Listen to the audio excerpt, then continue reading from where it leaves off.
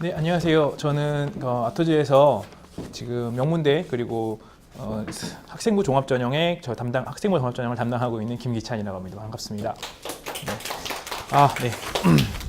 우선 제가 오늘 여러분들께 말씀드릴 부분은 문학 제시문을 어떻게 분석하고 어떻게 논술에서 활용할 것인가에 대해서 말씀을 드리도록 하겠습니다. 자료 한 페이지 넘겨보시면 최근 대입 논술에서 문학 제시문의 출제 경향에 대해서 나와 있습니다. 어머니들 아시겠지만 이제는 옛날처럼 논술의 제시문이 막 되게 고전이 나온다거나 상당히 대학 교수들이 공부하는 그러한 원전이 나오는 시대는 약간 지났습니다. 그러면 이제 상대적으로 우수한 학생들을 어떻게 변별을 할까요? 물론 당연히 기본적으로는 제시문을 이해하느냐에 대한 이해력, 그리고 그런 것들을 다른 제시문과의 상관관계를 분석하는 분석력, 그리고 어떠한 실험이나 통계에 적용하는 적용력, 맨 마지막으로는 그것을 다 아우르는 표현력 영역을 보겠죠. 근데 그 중에서도 아이들이 가장 좀 실수를 많이 하는 부분은 문학 제시문, 특히 시, 소설에 대해서 굉장히 많이 실수를 하고 있습니다. 여러 가지 이유가 있을 거예요. 왜냐하면 실제로 학교에서 배울 때는 약간 주제 중심으로, 그리고 어떠한 시험 문제에서 많이 출제되는 부분으로 배우게 되거든요. 근데 보시면 아시겠지만 수능에서도 같은 소설의 전부를 하는 게 아니라 어느 부분을 제시하냐에 따라서 인물의 성격이라던가 어떤 사건을 대하는 태도가 달라질 수밖에 없습니다. 그렇겠죠? 그런 상황에서 시를 어떤 부분을 제시했을 때 아이들이 배웠던 걸 그대로 적용해서 푸는 경우에는 상당히 실수를 하는 경우가 많아지는 거죠. 그렇기 때문에 최근 학교 측에서는 문학 제시문을 활용한 논술을 굉장히 많이 활용하고 있고요. 그리고 이제 혹시 관심 있으신 분들은 보셨겠지만 학교 측에서 이제 작년부터 선행학습 영향 평가 결과 보고서라는 거를 제시하고 있습니다. 그러니까 무슨 얘기냐면 학생들이 충분히 학교에서 배운 것만으로 풀어낼 수 있느냐 없느냐를 평가하는 하나의 자료라고 보면 되는데, 대부분의 선생님들이 문학 제시문이 나오면 그게 너무 잘 돼 있다, 학생들을 평가하기에 매우 적절하다라는 식으로 평가를 하세요. 왜냐하면 선생님들은 어쨌든 그걸 가르쳤고, 그리고 주제의식도 대부분의 교육 과정 내에 들어가거든요. 근데 학생들은 상대적으로 문학 제시문을 그렇게 깊이 있게 배우지 않기 때문에 학생과 선생님들과 약간 거리감이 생깁니다. 그렇기 때문에 학교 측에서는 굉장히 좋죠. 왜냐하면 손쉽게 아이들을 변별해낼 수 있으니까요. 그렇기 때문에 상당히 많은 학교에서 문학 제시문을 활용합니다. 3페이지 보시면 우선은 여기에는 지금 작년에는 고려대학교에서는 현대 소설이나 현대시가 출제되지 않았습니다. 그런데 고려대학교는 시나 소설이 굉장히 많이 활용되는 편이고요. 올해는 나올 확률은 매우 높습니다. 간단하게 연세대학교 인문계열에서 이청준 씨가 쓴 줄이라는 소설이 출제가 되어 있고요. 그 다음에 서강대를 보시면 조지 오웰의 1984, 그리고 제시문 라에는 박석근의 남자를 빌려드립니다. 이화여대에 관심 많으실 텐데, 이화여대 같은 경우에는 인문 1, 인문 2로 나뉘는데 인문 1에서 2개나 문학 제시문이 나왔습니다. 근데 문학 제시문이 2개가 나왔다는 것도 되게 중요하긴 한데 문제는 둘 다 고전수필이라는 거죠. 근데 아이들이 고전수필을 굉장히 어려워하거든요. 특히나 고전수필은 어휘 자체도 어려운데 어머니들도 이제 학생들도 그렇고 배울 때 생각나면 앞에서 하는 얘기하고 즉 어떤 에피소드가 나오는데 에피소드랑 뒤에서 하는 얘기랑 연계가 안 돼. 도대체 이 사건이 왜 나왔는지 잘 모르겠는 거야. 그래서 대부분 그냥 관념적으로 외우거나 아니면은 그것도 잘못 외우는 경우에는 이게 참화설이었나 경설이었나 이런 식으로 하고 굉장히 잘못 분석하는 경우가 굉장히 많습니다. 그래서 이화여대 같은 경우에는 고전수필을 활용해서 학생들을 변별했다라고 볼 수 있을 것 같고요. 중앙대학교 같은 경우에는 희곡을 제시했습니다. 베니스의 상인이라는 제시문이 나왔었고, 경희대 같은 경우에도 사회계열에서 김은의 라면을 끓이며, 이게 작년에 나온 작품이거든요. 깜짝 놀랐습니다. 설마 이런 게 나올 거라고 생각을 거의 못했었는데, 이 라면을 끓이며 같은 경우에는 이게 작품 자체가 화제성이 있다기보다는 수필이기 때문에, 수필 같은 경우에는 어떠한 교훈적인 걸 주는 경향이 좀 강하지 않습니까? 따라서 어떠한 사건을 가지고 도대체 무엇을 전달하고자 하는가를 명확하게 인식을 못하면 굉장히 한 번도 읽어본 적도 없고 당연히 교과서나 EBS도 안 나왔겠죠? 그런데 이걸 풀어내야 하는 굉장히 어려움이 있습니다. 그리고 외대 같은 경우도 문학 제시문이 굉장히 많이 쓰이는 학교로 볼 수 있습니다. 네, 쭉 넘어가시고 그 다음에 다음 페이지 보시면요. 여기서는 그럼 위에 학교들은 당연히 문학 제시문 많이 내겠지라고 생각을 할 수 있을 텐데, 약간 이제 중간권 대학을 보시면 단국, 세종, 서울여대 이 학교들 보시면 좀 좋을 것 같습니다. 이문열의 금시조 나왔습니다. 장난 아니죠. 저가 이제 작년에 이 이문열의 금시조를 가지고 모의 문제를 한번 만들었었거든요. 너무 어려운 거야. 예술을 대하는 태도는 진짜 어떻게 해도 어렵거든요. 난 예술가가 아니니까 나도 잘 모르겠어. 그런데 이거를 문제를 내는 게 너무 어려워요. 그래서 고민을 하다가 그래 근데 한 번 정도 나올만 하다 이 문열 이렇게 나올 때가 됐다라는 생각이 들어서 했는데 정말 나온 거예요. 그래서 정말 깜짝 놀랐어요. 근데 문제의 출제 경향은 제가 생각했던 거랑 약간 다르게 했었어요. 근데 그만큼 이 지문이 나올 수도 있다라고 생각을 해도 실제로 학계 측에서 어떠한 주제와 논제와 연관시키느냐에 따라서 표현하는 방법이나 구성하는 방법들이 굉장히 달라질 수밖에 없다는 게 가장 큰 어려운 부분이 아닌가 싶습니다. 단국, 세종, 서울역 우리가 일반적으로 생각했을 때는 중간권 대학 정도로 생각하는데 이 학교에서는 이렇게 난이도 높은 문학 제시문을 가지고 학생들을 변별하려고 하는구나. 학교 측에서는 너무 쉽죠. 왜? 아이들이 주제 자체를 이해를 못하니까. 그러니까 딱 앞에 한 세 문장과 맨 마지막 한 세 문장만 보면 알 수 있어. 얘가 제대로 이해했는지 이해하지 않았는지. 그래? 그래. 딱 괜찮아요. 그래도 별로 틀릴 일이 없습니다. 잘못 평가할 일이 거의 없어요. 왜냐하면 그 정도로 분명하거든요. 문학제시문의 이해는. 그렇기 때문에 이해력 영역에서는 문학제시문의 활용도가 굉장히 높다라고 말씀을 드릴 수 있을 것 같습니다. 따라서 여러분들 오늘 제가 여러분들께 말씀드리고 싶은 부분은 그 중에서도 가장 많이 활용되는 소설과 시 두 영역을 어떤 식으로 좀 효과적으로 분석하고 제한된 시간 내에 어떻게 구성하여 표현해야 하는가에 대해서 말씀을 드리도록 하겠습니다. 5페이지 보시면 우선은 연세대학교 작년 수시에 나왔던 인문계열 수시 문제로 나왔던 이청준의 줄을 가지고 소설 제시문을 분석해 보도록 하겠습니다. 우선은 한 번쯤은 읽어봤을 만한 지문이고요. 이청준 씨 그러면 서편제로도 유명하고 그렇기 때문에 대충 어떤 내용이 나올 건지 예상이 되기도 합니다. 물론 그건 이제 읽어봤던 사람을 전제하는 거죠. 근데 이게 참 좀 안타까운 게 뭐냐면 학교 선생님들이 이거에 대해서 그렇게 평가하셨어요. 이청준은 너무 익숙한 작가이기 때문에 학생들이 큰 어려움 없이 풀 수 있을 거라 예상된다. 그렇기 때문에 적절했다라는 식으로 말씀하신 거예요. 이거는 정말 문학 선생님들이 하는 얘기죠. 그렇죠? 이거 아이들은 굉장히 어려울 수밖에 없는 상황이 되는 것 같습니다. 이런 식으로 되는 게. 자, 우선은 한번 여쭤보겠습니다. 소설이 나왔네요. 소설은 문학이라는 하나의 카테고리를 두고 소설은 다른 문학 작품과 다른 문학 장르와 다른 어떤 특징이 있죠? 소설. 우선은 그거를 먼저 파악하시는 게 당연히 논점을 파악하는 건 당연한 건데요. 좀 쉽게 분석을 하려면 소설은 서사 장르죠. 시는 무슨 장르죠? 서정 장르죠. 그렇죠. 그러면 그게 우선 가장 기본적으로 왜 하필 소설을 썼을까? 사건의 흐름이 굉장히 중요하고 그럼 그 사건을 전개하는 과정에서 가장 핵심이 되는 건 뭘까요? 갈등. 그렇죠. 똑똑해. 우수한 학생이 들어왔어요. 갈등을 일으키는 주체는 누구죠? 주로 인물이고 그래서 이제 이게 약간 국어 수업처럼 되는데 인물과 인물과의 갈등, 인물과 사회와의 갈등, 인물과 운명과의 갈등이잖아요. 근데 사실 굉장히 파악하기가 어려운 게 인물과 사회 혹은 인물과 운명 간의 갈등입니다. 차라리 주동인물이 분명하고 반동인물이 분명하잖아요. 그러면 얘들이 왜 싸우는지를 알아. 근데 예를 들면 예술이야. 예술. 그럼 어떻게 아빠하고 갈등을 하는 것처럼 보여. 근데 사실은 아빠가 아니야. 예술 그 자체. 예술가로서 태어난 운명이야. 어떻게 해야 되지?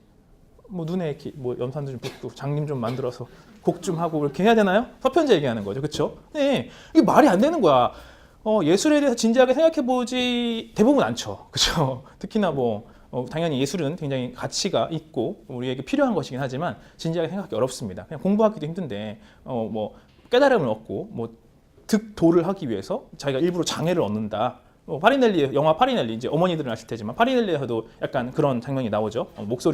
아름다운 목소리를 얻기 위해서 신체의 소중한 부분을 네, 아이고 아파라. 네, 그렇게 합니다. 사실은 아이들은 굉장히 이해하기 어렵지만 문학 특히 예술 장르에서는 굉장히 많이 사용하는 코드가 됩니다. 도대체 왜 그러는 걸까?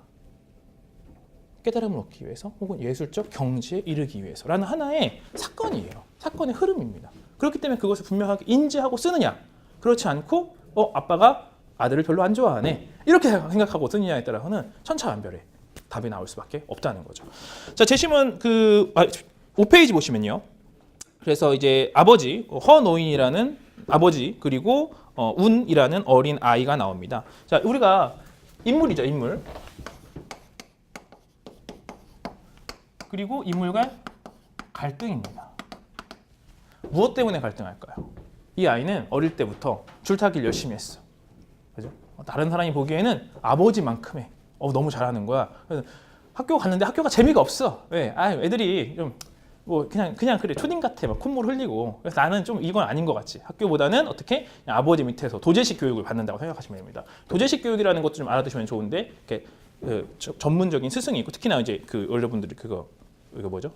도자기 만들 때 많이 하죠. 그래서 훌륭히 만들었어. 그러면은 넘어가고 안 되면 어떻게? 다 깨져. 어느 정도 숙취도에 오르기 전까지는 무조건 계속 거부하고 무조건적인 반복 연습을 시킵니다. 그게 도자식 교육의 특징인데 이 아버지가 약간 그런 분이죠. 아이가 이렇게 얘기했어. 아버지, 저 이제 줄을 타겠습니다. 물어보는 거예요. 제가 어떻게 비유를 할까 하다가 우리가 논술이니까. 선생님, 저 이제 연세대 논술을 보러 가겠습니다. 이렇게 하는 거죠. 그래, 어떻게 잘 쓸 수 있겠냐? 사천자도 쓸 수 있을 것 같습니다. 그래, 어떻게 괜찮겠어? 충분히 쓸 수 있겠어? 4시간도 쓸 수 있을 것 같습니다. 이렇게 얘기를 하는 거죠. 그럼 제가 뭐라고 할까요? 안 되겠다. 이렇게 얘기를 하는 거야. 아니 왜? 안 되니까. 왜? 2천자를 써야 되는데 4천자를 쓰겠다는 거지. 이렇게 생각하는 거라고 보시면 돼요. 수준이 있는데 스승이 생각한 수준이 있는데 그걸 인지를 못하는 거야. 아이는. 아직 어리니까. 당연하죠. 아이가 그거 어떻게 다 알아. 그러다가 아이가 어떻게 하는 거야? 2년을 더 5년을 그때부터 5년을 연습을 했는데 까였어. 4천자 쓰겠다고 했다 까였어요. 그래서 어떻게 하는 거야? 2년을 더 연습을 합니다. 줄타기 연습을 열심히 하죠. 그래서 어떻게 하는 거야? 아버지 저 할 수 있을 것 같습니다. 조심스럽게 이렇게 얘기를 했어요. 아버지가 뭐라고 해요? 여기 뒷부분에 맨 마지막 문단이라 보시면 됩니다. 18살 됐어요. 어떠냐? 줄이 넓어 보이느냐 이거죠. 어떠냐? 이제 2천자를 쓸 수 있을 것 같냐? 했더니 잘 모르겠습니다. 1시간 아니 2시간 아니면 1시간 30분 내에 쓸 수 있을 것 같냐? 자신이 없습니다. 아직 객기가 있군. 이렇게 하고 아직 미숙하군. 이게 사실은 그렇죠. 여러분들도 글을 쓰다 보면 알겠지만 처음에는 뭣도 모를 때는 다 쓸 수 있을 것 같아. 근데 어느 정도 쓰다 보면 못 쓸 것 같은 거야. 이건 사실은 성장한 단계예요. 그렇죠? 그러다가 정말 잘 쓸 때는 뭐냐면 아무 생각 없어질 때죠. 이 소설의 결말도 이 소설을 읽으신 분들은 아마 아실 텐데 운이 어떻게 합니까? 그냥 줄을 타고 있어요. 아버지가 말을 걸어도 못 알아듣는 거야. 못 듣는 거야. 못 알아듣는 게 아니라 집중해서 그냥 줄만 타고 있는 거지. 그때 아버지가 좋아. 이제 줄을 타도 좋다. 라고 얘기를 하시죠. 그죠? 이게 뭐야? 아버지와 아들이 갈등 관계라고 생각하면 이 소설의 주제를 파악하기가 되게 어려워지고요. 이것은 무엇이기 때문이냐면 둘 다 예술가 혹은 우리는 이제 이 소설에서는 일반적으로 장인 정신이라고 하는데 장인이기 때문에 일어나는 현상으로 보시는 게 더 맞고요. 이게 포인트가 뭐냐면 줄타기라는 하나의 사건을 가지고 계속 전개가 되는 거예요. 소설의 발단, 전개, 위기, 절정, 결말이 다 뭐로 갑니까? 물론 이제 외화 구조가 있고 액자식 구성이어서 외화와 내화가 되어 있는데 내화만 본다고 하면 다 어떻게 줄을 타느냐를 가지고 계속 갈등이 전개가 돼요. 줄을 얼만큼 인식했느냐, 줄타기에 대해서 얼만큼 알고 있느냐를 가지고 사건이 전개가 되지 아버지가 갑자기 뭐 심리가 뒤틀려가지고 야 그렇게 할 거면 때려쳐! 그래서 막 밥상을 엎는다거나 그런 거 절대 아니라는 거죠. 따라서 이것은 어디까지나 예술가 정신 혹은 장인 정신이 얼마나 성숙했느냐, 이 아이가 줄을 타는데 얼마나 성숙했느냐를 가지고 파악을 해야 되는 겁니다. 자, 다음 페이지 보시면 그래서 그거 당연하죠. 그죠? 이 정도는 아이들이 다 알고 있습니다. 포인트는 뭐냐면 이런 것들을 쉽게 파악하려면 어떻게 파악하고 어떻게 하면 빠른 시간에 쓸 수 있느냐가 될 것 같습니다. 그래서 우선은 어쨌든 두 인물이 있습니다. 아버지와 아들이라는 두 인물이 있고요. 이 인물이 어떠한 사건을 가지고 충돌하게 되느냐죠. 어쨌든 그것은 파악할 수밖에 없습니다. 연습을 충분히 했고 이제 타려 하지만 아버지가 허락하지 않게 되고 그에 비해서 아버지는 아직 줄을 타기에는 미숙하고 객기가 있다고 얘기하고 연습이 부족하다고 생각합니다. 이때 도대체 왜 그렇지? 왜 이런 식으로 아버지는 다른 사람들이 볼 때는 충분히 잘 하는 것 같은데 왜 이렇게 못하게 하는 걸까는 배경을 통해서 파악하는 게 좋습니다. 자, 이거 많이 본 거 아닌가요? 소설 구성에 살면서는 인물, 사건, 배경이죠. 이런 것들이 가장 기본이 됩니다. 갈등은 사건으로 치환을 하겠습니다. 이 세 개를 구조를 우선 먼저 짜놓으세요. 글을 읽을 때 잘 모르는 지문 같은 경우는 특히나 그렇고 아는 지문도 마찬가지입니다. 우선 제시문 옆에 인물, 사건, 배경을 하나씩 써놓고 어떤 인물과 어떤 인물의 갈등인가, 이 인물들은 누가 주동인물이고 누가 반동인물인가 배웠죠? 주동인물, 이야기의 흐름을 이끌어가는 인물, 반동인물은 자꾸 거기에다가 갈등을 만들어내서 사건의 흐름을 정체시키는 인물이죠. 자, 그 다음에 또 하나 제일 중요한 것 중에 하나는 사실은 이 인물이 어떤 인물이냐, 입체적인 인물이냐 개성적인 인물이냐를 파악하는 게 되게 중요합니다. 입체적인 인물은 뭐냐면 이게 국어 수업을 하려고 그러는 거 아닌데요. 입체적인 인물의 특징은 뭘까요? 성격이 변화해요. 그렇죠. 왜 변화하는지, 어떤 상황에서 변화하는지가 사실은 사건의 전개에서 굉장히 중요합니다. 개성적인 인물 같은 경우에는 예를 들면 이 소설에서 이 아버지인 장인은 장인으로서는 굉장히 평범한 사람이에요. 당연히 도제식 예술가로 되게 평범한 사람인데 아버지로서는 꽤나 개성적인 인물로도 볼 수 있는 거죠. 그렇기 때문에 이 인물의 성격을 어떻게 설정하고 어떻게 접근하냐에 따라서 쓸 수 있는 글감들이 굉장히 풍부해지는 거죠. 이 헌호인은 아버지로서 아들을 대했을까요? 아니면 스승으로서 아들을 대했을까요? 그렇죠. 그렇기 때문에 이 인물은 어떤 인물인가? 개성적인 인물이다? 아버지가 아니라, 그죠? 장인으로서 아들을 대하는 인물인 거죠. 그렇게 얘기를 해야만 이 사건의 전개 과정이 훨씬 더 구체적이고 그리고 풍부하게 풀어질 수 있는 겁니다. 그런 부분들에 대한 연습을 굉장히 많이 하셔야 돼요. 뭐 입체적인 인물이다, 평면적인 인물이다, 뭐 개성적인 인물이다, 전형적인 인물이다, 이런 개념들은 다 알고 계시리라 생각합니다. 하지만 수능에서 문제를 푸는 것과 다르게 논술에서는 이런 것들을 서술을 해나가야 하는 거잖아요. 사실은 이게 천자니까, 연대는 천자니까 이걸 가지고 한 300장 정도를 써야 되는데 안 써보고 문학적 신문을 대충 분석하는 경우에는 이게 그냥 툭 날아가요. 그냥 아버지가 아들과 관계가 좋지 않다, 혹은 연습을 계속 시킨다, 이 정도로 쓰거든요. 연습을 시키는 건 너무 당연합니다. 제 신문을 보면 되게 쉽게 파악할 수 있어요. 근데 이걸 설명하는 과정에서 왜 연습을 시키는 거고 어디까지 연습을 시키려 하는 것인지에 대한 걸 파악하려면 이 인물들의 성격 그리고 이 갈등의 원인을 여러분들이 추론할 수 있어야 되는 거죠. 이해되셨죠? 그런 연습을 많이 하셔야 된다. 그럼 잠깐 정리해 보도록 하겠습니다. 소설 구성의 3요소는 인물, 사건, 배경입니다. 소설의 3요소는 주제 구성, 문체죠. 그렇죠? 문체 같은 경우도 사실은 요즘에는 조금 조심스럽긴 한데 중앙대가 이번에 모의 논술에서 토론의 형식에 대한 문제를 냈었죠. 토론은 어째서 유용한가? 실패된 토론의 유형은 무엇이 있는가를 문제를 냈었습니다. 뭐였습니까? 근거가 정합성이 있느냐였습니다. 그걸 가지고 문제를 냈었는데 그거는 화법과 작문에서 나온 내용이거든요. 교과 논술로 계속 전향되는 느낌이 좀 강한데 그렇게 되면 약간 형식에 맞는 글쓰기 같은 것들이나 이 문학 작품의 혹은 이 장르의 형식적 특징 같은 것도 같이 물어볼 수 있을 것 같습니다. 그러면은 문체의 특징도 물어볼 수 있다는 거죠. 근데 이 문체는 이따가 시에서 말씀을 드리도록 하겠습니다. 시가 문체의 특징이 워낙 좀 다양하죠. 자, 그래서 인물, 사건, 배경 이 세 가지를 위주로 어떻게 한다? 반드시 정리해 놓고 그 다음에 논점이 뭐였습니까? 이 소설의 논점은 이 소설의 논점 예술적 성취 죄송합니다. 네.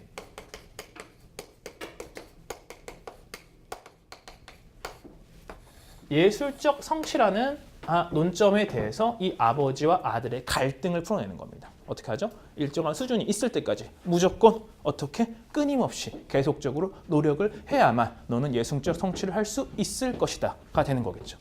그걸 그리고 이 인물 간의 갈등을 통해서 여러분들이 풀어주셔야 됩니다. 그래야만 300자 정도가 충분히 나온다고 볼 수 있습니다. 네, 다음으로 이제 시간 관계상 이제 바로 시로 넘어가도록 하겠습니다. 자, 시는 아까 말씀드렸다시피 소설은 서사입니다. 그렇기 때문에 사건의 갈등이 제일 중요하죠. 시는 뭐죠? 서정이죠. 수필은 뭐죠?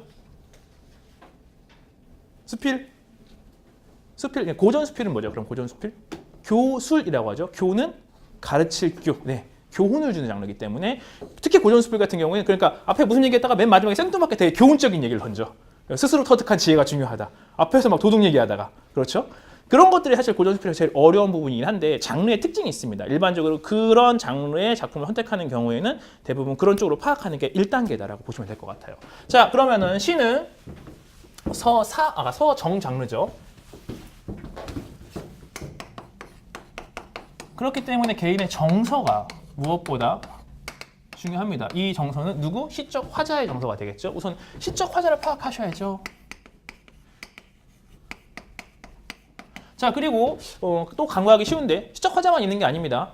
시를 만들고 누군가한테 이 얘기를 할 때는 듣는 사람도 있죠. 대상이 있습니다. 그죠? 시적 화자와 동시에 누구에게 얘기하는 걸까? 대상을 파악하고 이들의 관계를 여러분들이 무조건적으로 우선 1차적으로 파악을 해줘야 됩니다. 누구 들으라고 하는 거지?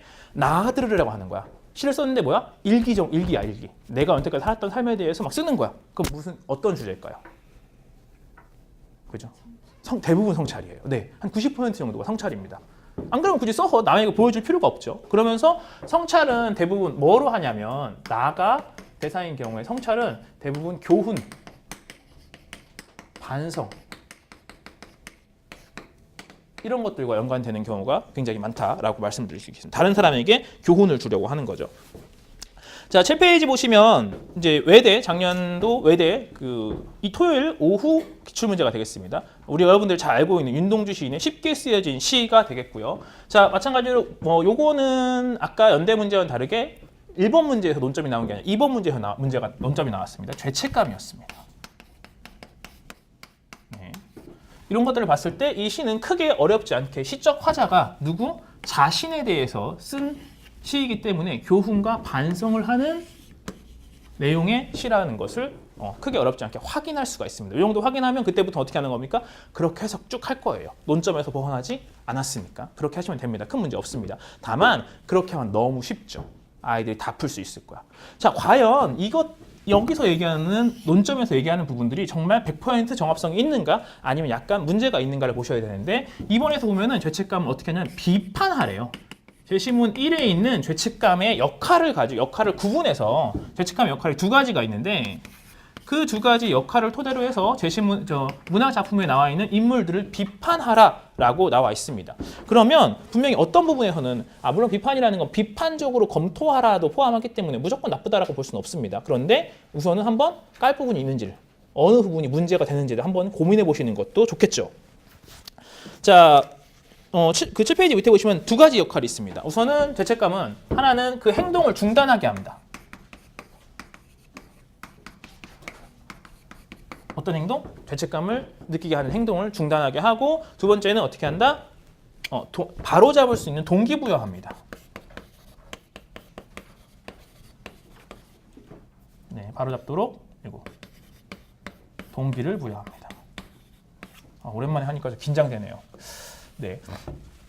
동기부여를 하는데 자 그러면 포인트는 이거죠. 과연 이 시에서 화자는 두 가지를 다 했을까요? 이겁니다. 했을까요? 안 했을까요? 관념적으로 생각해. 이거 배웠던 거. 이거 너무 유명한 시잖아. 그죠? 행동을 중단했나요? 바로 잡도록 동기부여를 했을까요? 너무 달라요. 어떻게 분석했느냐. 뭐냐. 그 행동이 무엇이냐를 어떻게 설정하느냐에 따라서 이 판단이 너무 달라집니다. 예를 들면 시적 화자가 부끄러워하는 건 뭐죠? 뭐에 대한 죄책감이었죠? 그거부터 파악하셔야 됩니다. 논점을 찾고 그 다음에 부끄러워하는 행동이 뭐였지? 일본에 있다는 거? 만약에 이렇게 일본에서 어느 노교수의 시 수업을 듣고 있다는 게 부끄러운 거면 이 사람은 행동을 중단했습니까? 안 했습니까?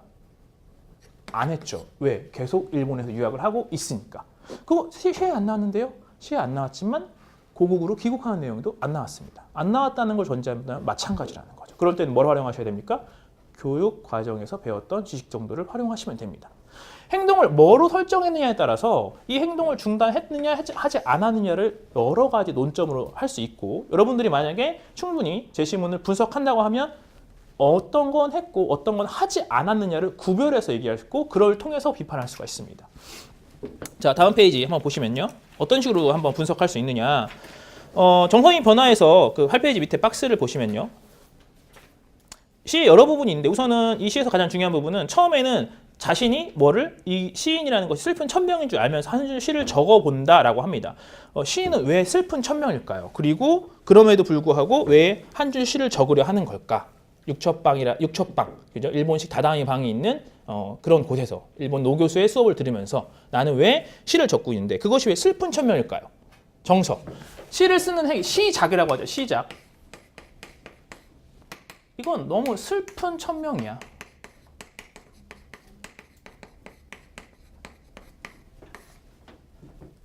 왜 그럴까요?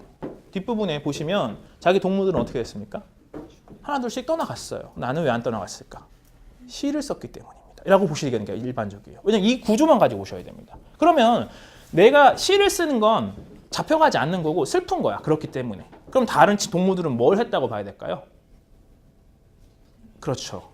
그러니까 나는 슬픈 거고 내가 부끄러운 거죠. 죄책감이라는 정서를 전제하셔야 됩니다. 내가 부끄러워하는 이유는 뭐 때문이야? 시를 썼기 때문이 아니 시밖에 못 썼기 때문이야 라고 보셔야 될 거예요. 시를 쓴 것도 굉장히 적극적인 행위죠. 그죠? 예를 들면 작년에 김수영 시인의 어느 날 고궁을 나오며 같은 경우에는 소시민적이죠. 그렇지만 그럼에도 불구하고 남들은 그런 시도 안 쓰는데 나는 이런 시를 써가지고 지금 현 정부에 대해서 비판하잖아. 내가 스스로에 대해 반성하자라고 하면 굉장히 적극적인 행위라고 볼 수 있어요. 적극적이다, 적극적이지 않다라는 건 가변적입니다. 그런데 문제는 포인트는 이거죠. 그 행동이 중단됐느냐예요. 여러분들이 만약에 뭐를 시만 쓰는 행, 시를 쓴다는 거 말고 시만 쓰는 행위가 부끄러운 거야. 나도 다른 동무들처럼 어떻게 좀 더 적극적으로 하고 싶어. 그렇죠? 뒷부분을 보겠습니다. 뒷부분을 보시면 육첩방에 남의 나라 8년에서 다시 반복이 됩니다.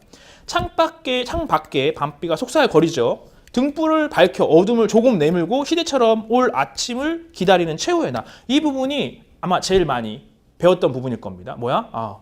의지적, 희망적, 미래에 대한 기대. 그쵸? 맞아요. 틀린 거 아닙니다. 근데 그래서 시만 쓰겠다는 거야? 아니면 시도 쓰겠다는 거야? 이거죠. 포인트는. 어떻게 보십니까? 시도 그러면 앞으로 적극적으로 행동을 하겠다는 의미로 보입니까? 어떻게 생각하세요? 시만 왜? 그렇죠. 기다림이라는 게 좀 아쉬운 거죠. 기다리면 안 되지, 이젠. 반성했으면 이제 좀 더 적극 나가야 되지 않을까? 그런데 여기서 포인트도 그겁니다. 기다리는 행동을 반성하는 게 아니라 시만 쓰는 행동을 반성하는 거다라고 하면 시만 쓰는 것뿐만 아니라 더욱더 한 발 더 나가는 진일보적인 행동을 취한다고 볼 수 있다. 따라서 충분히 죄책감을 통해 죄책감의 첫 번째 역할인 그런 행동을 중단한다고 볼 수 있다 혹은 볼 여지가 있다고 쓸 수는 있습니다. 다만 기다림이라는 부분에 포인트를 맞추면 확실히 여전히 소극적이에요. 여전히 소극적이고 내가 해왔던 동무들을 보기가 부끄러운 그 모습이 중단됐느냐라고 물어봐야 돼. 스스로에게. 어디? 이 작품을 가지고 그러면 얘가 친구들처럼 얘란다. 이분께서 다시 이제 시를 물론 쓰는데 이제 나도 같이 이제 딱 이렇게 총 한번 딱 들고 그죠? 탕탕하고 수류탄 던지고 이런 거 하겠다는 건가요? 그렇게 보이시나? 아니죠. 그렇게 보기 되게 어렵죠. 네, 그래서 바로 잡도록 동기를 부여하는 건 맞는데 동기는 가졌는데 뭐는 없냐면 행동의 변화를 찾기는 어려워요. 이 부분이 비판의 포인트라고 보시는 게 맞습니다. 주제에서는 뭐라고 배우냐? 수능에서는 배울 때 뭐라고 배우냐? 의지적. 그렇기 때문에 미래에 대한 기대가 있고 방송과 성찰을 통해서 진일보한다라는 식으로 배웁니다. 틀린 내용 아닙니다. 다만 논점, 죄책감의 두 가지 역할. 그런 행동을 중단하게 하느냐라는 것으로 물어본다고 하면 소극적이다 혹은 그렇게 보기 어렵다라고 쓰는 게 일반적이고요. 그걸 위한 설명이 필요합니다. 어떻게? 아까처럼 분석을 통해서. 자, 시, 화자, 대상 그리고 9페이지 보시면요. 화자의 대상과의 관계를 분석하셔야 되고 그 다음에 함축적 의미와 어조의 변화에 유의하셔야 됩니다. 자, 우선은 함축적 의미. 바로 슬픈 천명입니다.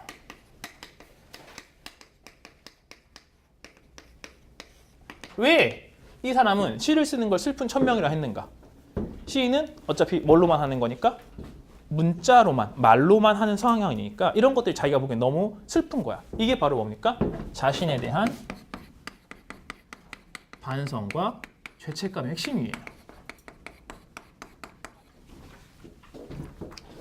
그런데 이걸 여러분들이 이렇게 죄책감의 핵심이라고 여러분들이 함축적 의미를 파악했죠. 그 포함된 의미를 파악했잖아요. 그럼 어떻게 하면 되는 거죠? 뒷부분에서 논점을 다시 적용하셔야죠. 오케이, 그럼 이 반성, 죄책감을 느끼고 있던 부분이 바뀌었어? 함축이 포인트입니다. 함축, 포함, 새로운 의미. 파전적 의미가 아니라, 지시적 의미가 아니라 이 화자가, 시인이 이 어휘에 담고자 하는 새로운 의미가 있죠. 그죠? 그걸 분명하게 파악해서 왜 그런 의미가 드러나는지를 잡고 그 다음에 그걸 가지고 계속 설명을 하셔야 됩니다. 별거 아닌 것 같지만 이 부분이 가장 중요하고 또한 여기서의 정서죠. 네, 슬픔입니다.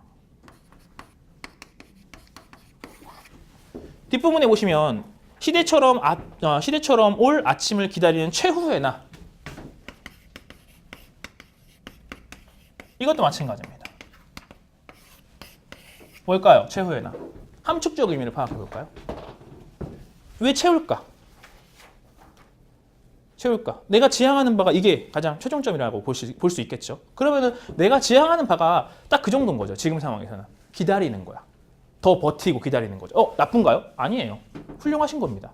쉽지 않죠. 대부분의 애국지사들이 변절을 하는 상황이 됐고 목숨을 잃고 있는 상황이기 때문에 이렇게 얘기하긴 그렇지만 서정주 시인은 그렇죠. 그런 분들도 있는데 끝까지 시를 쓰면서 그 독립에 대한 의지를 기리는 행위는 굉장히 존경할 만합니다.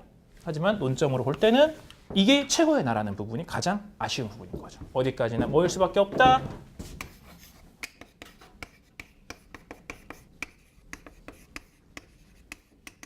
이렇게 여러분들이 쓰셔야 돼요. 어떻게 쓸 건가? 함축적 의미를 담고 있는 어휘를 끄집어내셔서 그게 왜 문제가 되는지를 시대적 배경과 그리고 논점을 종합해서 여러분들이 평가를 내리고 비판이죠. 평가를 내리고 표현을 해주셔야 한다 라고 말씀을 드릴 수 있겠습니다. 다시 마지막으로 정리를 드리면 사실은 새로운 건 없습니다.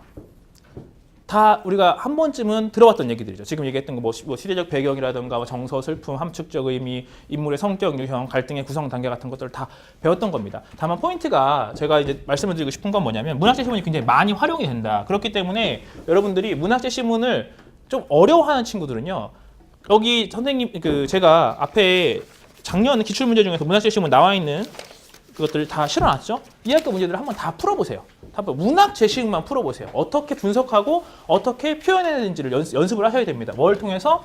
소설은 인물, 사건, 배경. 그쵸? 그리고 시는 어떻게?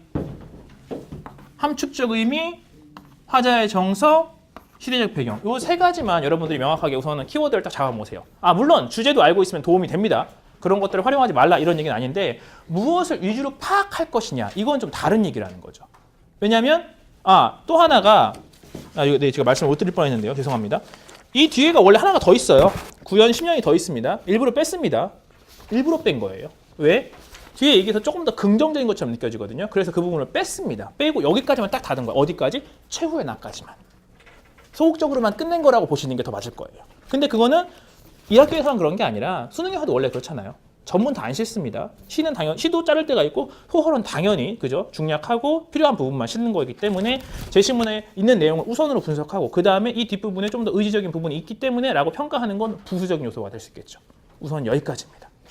네, 그래서 우선 문학 제시문 분석이 너무 어렵다. 이제 교술 장르도 시간이 되면 한 번 더 했으면 좋을 텐데 시간 관계상 교술 장르는 다음에 여러분들께서 한번 기회가 되면 한번 보시면 될 것 같고요.